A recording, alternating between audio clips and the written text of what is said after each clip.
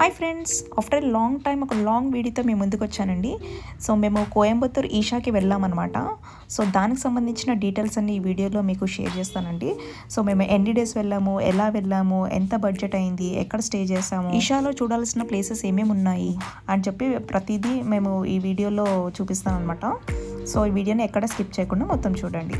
So morning 9:40కి flight ఉంది కాబట్టి మేము మార్నింగ్ 6 o'clockకి స్టార్ట్ అయ్యాము. సో వచ్చేసామండి ఎయిర్పోర్ట్కి. తర్వాత ఇంకా వెళ్ళగానే చెకింగ్ ప్రాసెస్ అన్నీ స్టార్ట్ అయిపోయి ఇంకా గేట్ నెంబర్ దగ్గరికి వెళ్ళి వెయిట్ చేస్తున్నాం అనమాట.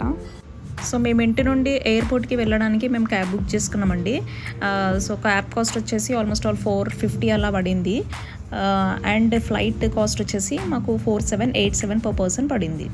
ట్రైన్ జర్నీ 19 hours చూపించేసరికి 1 way మేము ఫ్లైట్లో వెళ్ళాము, 1 way ఇంకా ట్రైన్ బుక్ చేసుకున్నాం అన్నమాట.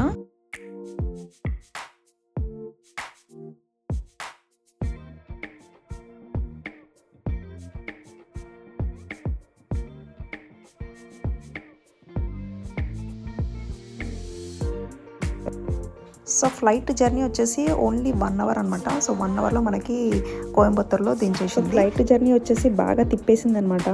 ఎందుకంటే మనకు లిఫ్ట్లో పైకి కిందికి వెళ్ళినప్పుడు మనకి ఎలా అయితే తలకాయ తిప్పుతుందో, సో సేమ్ ఫ్లైట్లో కూడా టేక్ ఆఫ్ టైంలో కానీ లేకపోతే ల్యాండింగ్ టైంలో కానీ కొంచెం తిరుగుతుంది అనమాట. సో తనకి ల్యాండ్ అయిపోయాము కోయంబత్తూర్లో. సో నెక్స్ట్ లగేజ్ కలెక్ట్ చేసుకుంటున్నాము. సో ఎయిర్పోర్ట్ నుండి మేము ఆటో బుక్ చేసుకొని డైరెక్ట్గా కోయంబత్తూర్ బస్ స్టాండ్కి వెళ్ళిపోయామండి. సో వెళ్ళేసరికి మాకు 12 అయింది కాబట్టి అప్పుడే లంచ్ టైం కాబట్టి so bus stand opposite restaurant ఉంటే రెస్టారెంట్లో లంచ్ అయితే చేసేసుకున్నాము.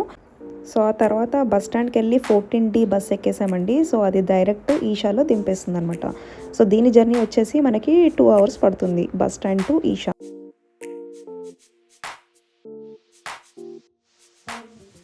సో ఫైనల్లీ ఈషాకి వచ్చేసామండి. సో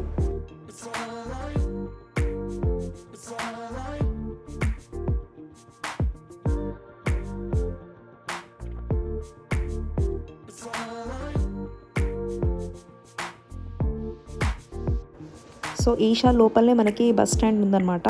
సో స్టాప్లో మనకి దింపేస్తుంది.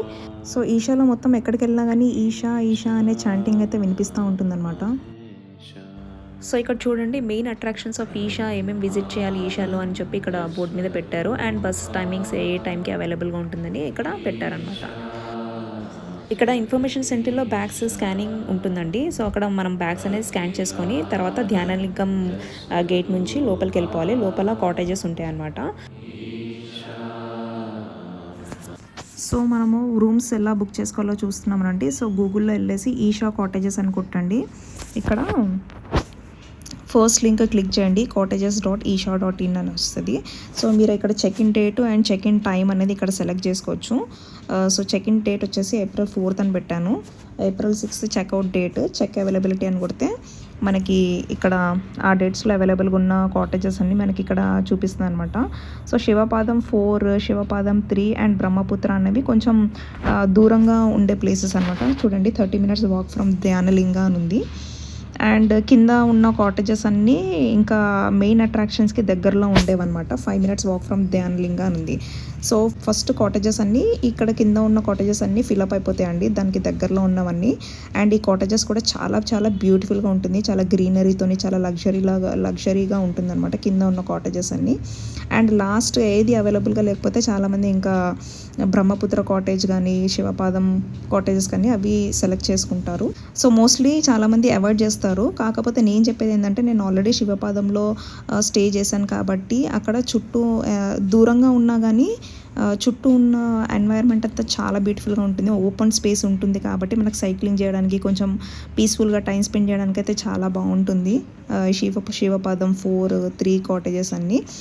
అండ్ మనకి ఇబ్బంది ఏం లేదండి, ఇక్కడ లాస్ట్కి ఉంటుంది అండ్ కాటేజెస్ అని ఇబ్బంది ఏం లేదు. ప్రతి 15-20 minutesకి మనకి బ్యాటరీ కార్స్ అయితే అవైలబుల్గా ఉంటాయి మనకి మెయిన్ అట్రాక్షన్ దగ్గర తీసుకోవడానికి. అని అది ఇంకా కంప్లీట్లీ ఫ్రీ ఉంటుందన్నమాట.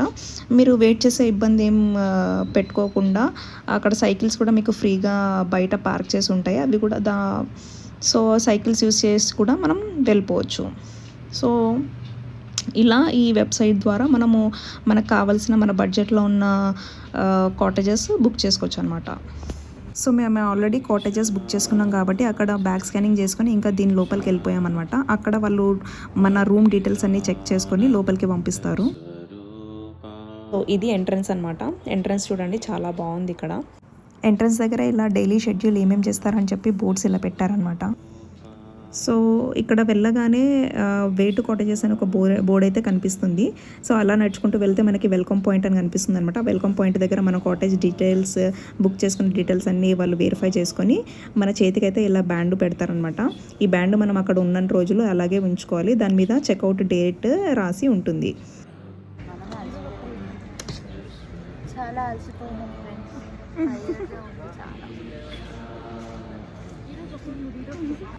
సో మా కాటేజెస్ అనేవి లోపలికి ఉన్నాయన్నమాట. సో అక్కడ బ్యాటరీ కార్స్ అవైలబుల్గా ఉంటాయి. అది వచ్చేంత వరకు మనం ఇక్కడ వెయిట్ చేయమని చెప్పారు. సో వాళ్ళు తీసుకెళ్ళి మనకి అక్కడ శివపాదం 4 కాటేజెస్ దగ్గర దింపేస్తారనమాట.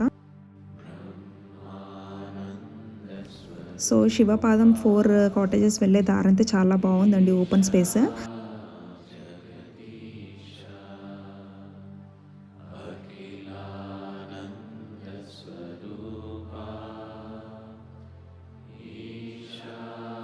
సో ఇప్పుడు మనం రూమ్ చెక్ ఇన్ చేసుకుంటున్నాము. సో రూమ్స్ అయితే చాలా నీట్గా ఉన్నాయండి.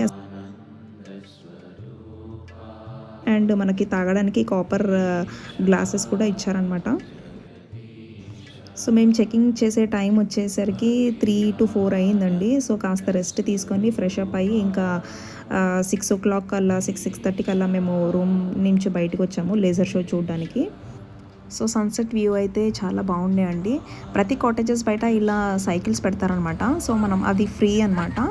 మనం కావాలనుకుంటే అటు ఇటు తిరగడానికి, ఎక్స్ప్లోర్ చేయడానికి ఈ సైకిల్స్ అనేవి యూస్ చేసుకోవచ్చు అనమాట. తర్వాత లేజర్ షోకి ready అయిపోయామండి.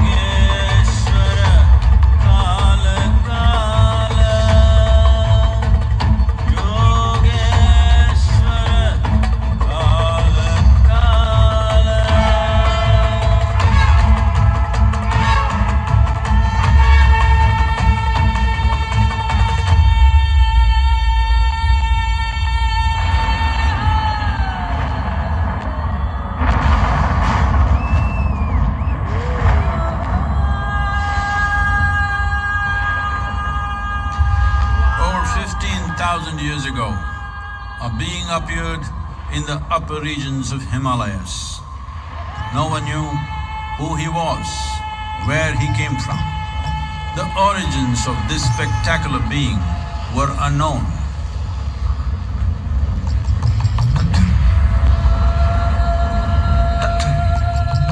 When his ecstasy allowed him some movement, he danced wildly.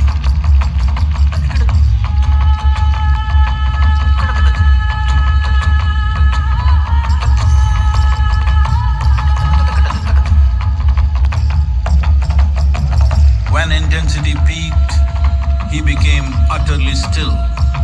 People saw that he was experiencing dimensions that no one had ever known or able to fathom. His ecstasy and intensity allowed him to transcend his physical form. Witnessing an individual human in union with the cosmos, they call him a yogi, as he was the first one, the Adi Yogi.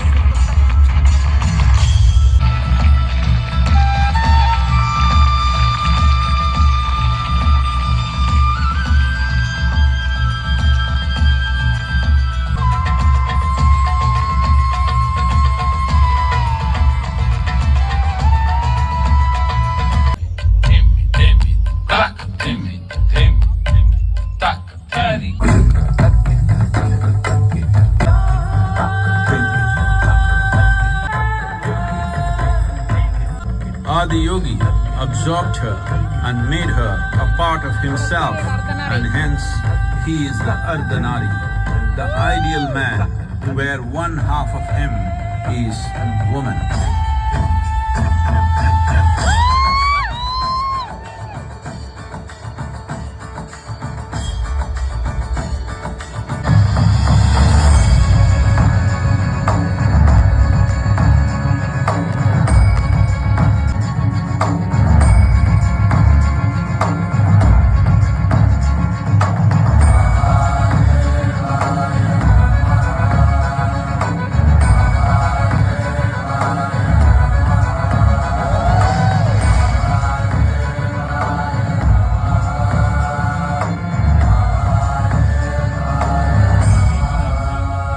ఈ laser show చూస్తుంటే నిజంగా goose bumps వస్తాయి అనమాట. ఇది రియల్గా experience చేసేది, వీడియోలో చూసేది కాదు. అందుకే నేను కంప్లీట్ వీడియో పెట్టలేదండి. మీరు డైరెక్ట్గా వెళ్ళి ఎక్స్పీరియన్స్ చేస్తేనే బాగుంటుంది. సో తర్వాత ఈ లేజర్ షో చూసుకొని అక్కడ కింద శివుడిది లింగం ఉంటుందన్నమాట, అక్కడికి వెళ్ళి దర్శనం చేసుకొని సో ఇంకా డిన్నర్ కోసం భిక్షా హాల్కి వెళ్ళామండి. చూడండి, ఇవి మనకి డిన్నర్లో పెట్టారనమాట.